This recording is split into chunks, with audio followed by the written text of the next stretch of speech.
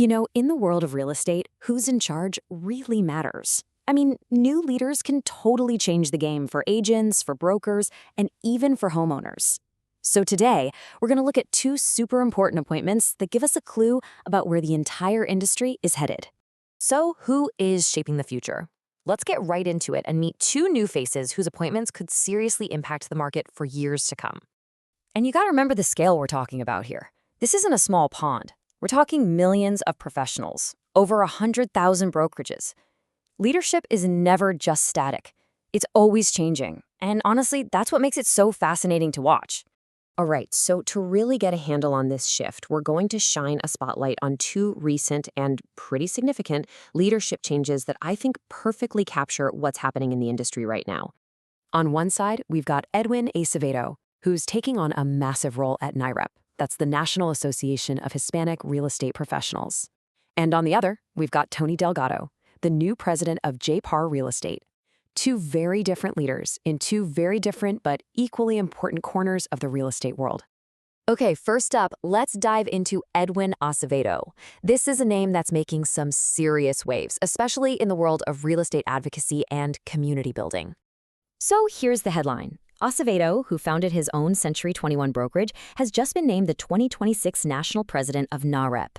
Now, this isn't just some fancy title. As the head of an organization all about advancing Hispanic home ownership, this is a role with some real influence.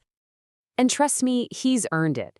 This guy is not new to NAHREP. He's worked his way up from the local chapters all the way to the national stage. His whole career has basically been about two things: opening the doors to homeownership for more people, and mentoring the next generation of agents coming up behind him. And here's a really interesting tidbit. Acevedo is actually the sixth national president of NAHREP to come from the Century 21 brand. Now that's no coincidence, right? It shows you just how deep the ties are between a huge brokerage like C21 and a key industry advocacy group. And hey, don't just take my word for it. Listen to what the CEO of Century 21, Mike Meadler, had to say. He calls Acevedo the very best of our industry. He talks about how he built his business on service and lifted others up, which, perfectly lines up with that whole mentorship theme we just talked about. All right, let's pivot to our second leader. We're going to shift gears from the world of advocacy and look at the nuts and bolts of brokerage operations with Tony Delgado. So Tony Delgado has officially taken the reins as the new president of JPAR Real Estate. And the key phrase to pay attention to here is industry veteran. This move is all about bringing in deep experience. Look at this journey. He got his license way back in 1991. So he's been in the trenches. He knows the business inside and out. He worked his way up at JPAR, becoming VP of broker support. And now he's at the very top. That's more than 30 years of experience packed into this one promotion. And his new job? It's a big one. As president, he's basically in the driver's seat for the company's entire strategy. He's tasked with driving growth and overseeing, everything. He's the one charting the course for the whole brokerage now. And in his own words, Delgado lays out his mission pretty clearly. It's all about driving production, making the company culture stronger, and setting JPAR up for success in the long run. It's a very clear business-first mission aimed at building a more powerful company from the inside. Okay, so we've met an advocacy leader and a brokerage leader. What does this all mean when you put them side by side? What's the big picture here?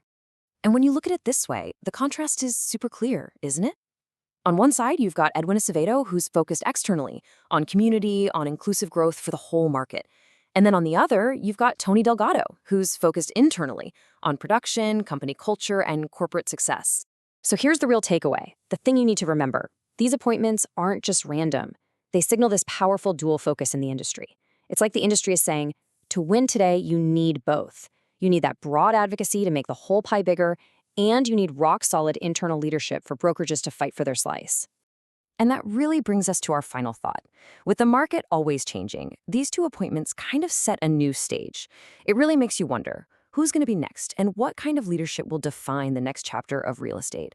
Will it be more community-focused, more business-focused, or maybe some new blend of both?